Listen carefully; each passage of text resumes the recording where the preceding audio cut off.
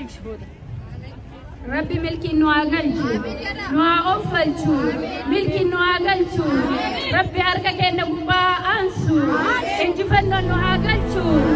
Sinken baade duwa hinkaltu sinken naka nu galchitu. Sinken arqabune baale kulla kan galle. Igai wa baleyan tenna igai warqota abdai man tenna kan nu galchitu. Harka ka sinken baade akka sera oromoti aada gada oromoti. Rabbi gada oromo fi aada oromo lafa tuntu. Ya Rabbi nungalchi. Ya Rabbi nungalchi. Ya Rabbi akka sila kabate. Adole si kamne chira. Nunga rabbal nungal chilla.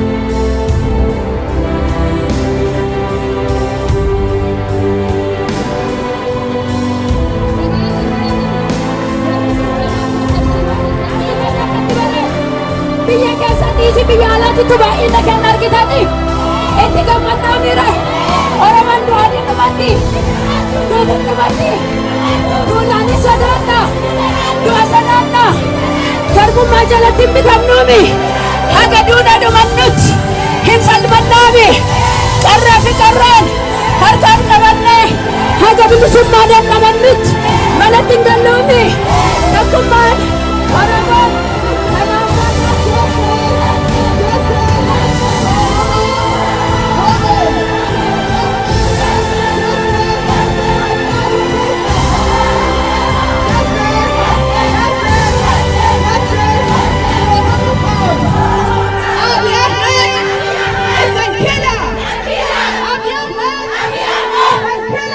Abiy Ahmed!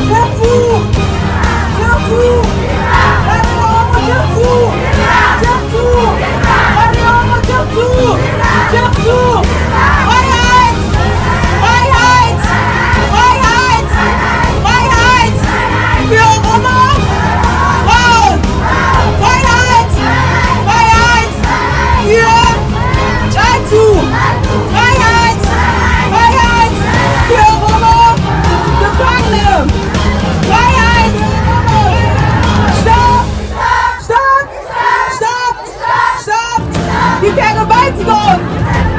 Stop! Stop! Stop!